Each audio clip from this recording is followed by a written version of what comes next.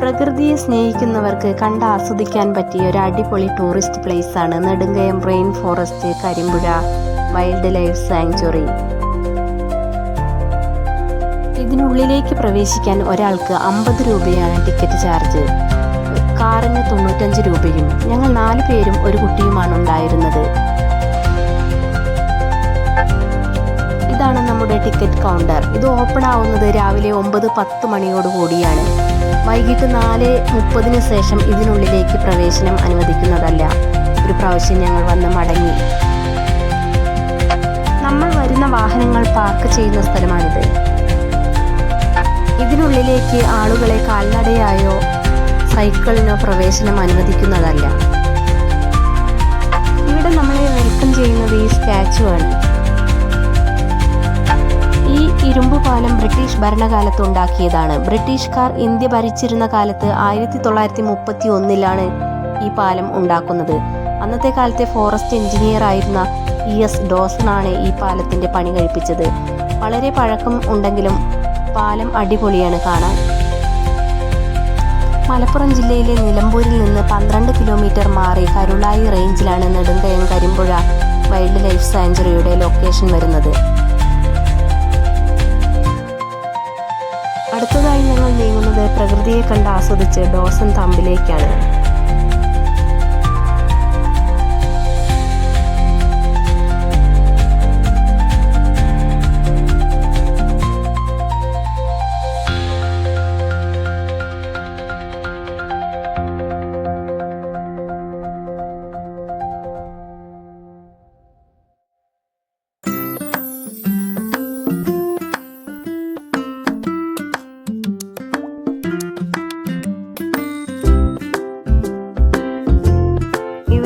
Dawson സാഹിബിനെ അടക്കം ചെയ്തത്. ഇദ്ദേഹത്തിന് ഏറ്റവും പ്രിയപ്പെട്ട സ്ഥലമായിരുന്നു ഇത്.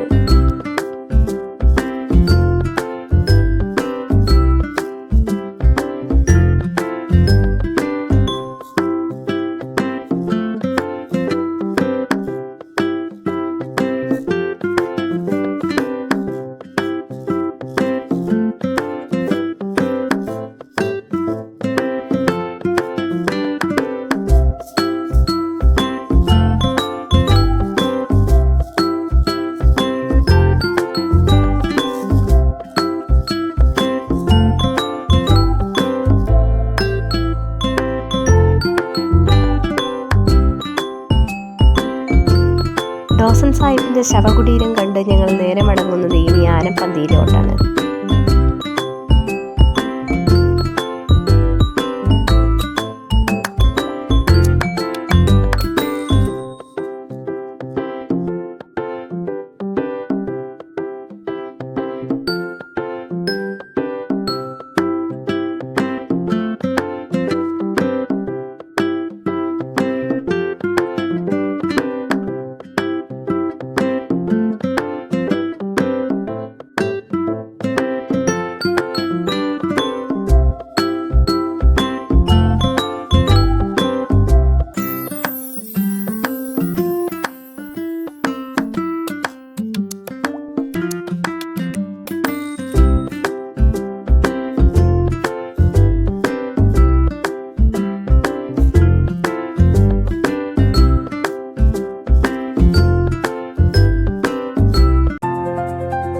ഇവിടെയാണ് നമ്മുടെ ആനപ്പന്തി വരുന്നത്. പണ്ട് കാലങ്ങളിൽ ആനകളെ മരിക്കാൻ ഉപയോഗിച്ചിരുന്ന സ്ഥലമാണിത്.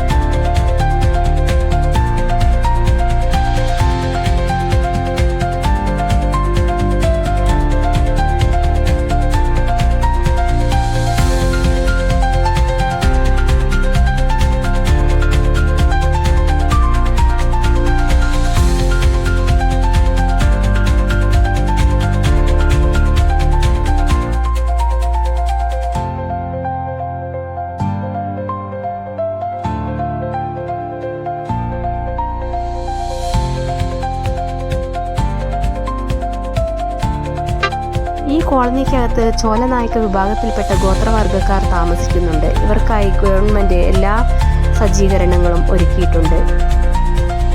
കുട്ടികൾക്ക് പഠിക്കാനുള്ള ബദൽ സ്കൂൾ, അതുപോലെ ശിശു മന്ദിരം, തയ്യൽ പഠിക്കുന്നതിനുള്ള കേന്ദ്രം ഒക്കെ ഇവിടെ കാണാവുന്നതാണ് നമുക്ക്. ട്രൈബൽ സ്കൂളിനടുത്ത് വീണ്ടും പണികൾ നടക്കുന്നുണ്ട്. സജ്ജീകരണങ്ങൾ ഒരുക്കുകയാണ് ഗവൺമെൻറ്.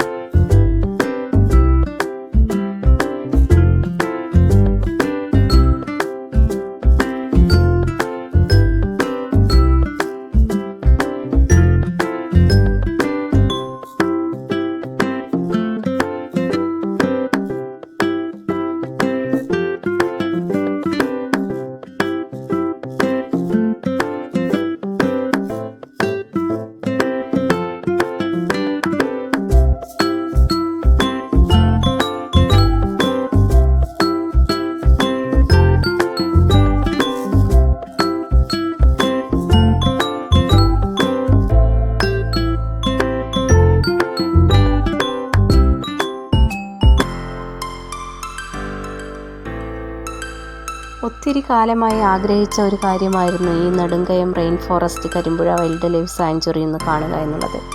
അങ്ങനെ ഞങ്ങൾ ആ ആഗ്രഹം സാധിച്ചു പോന്നു.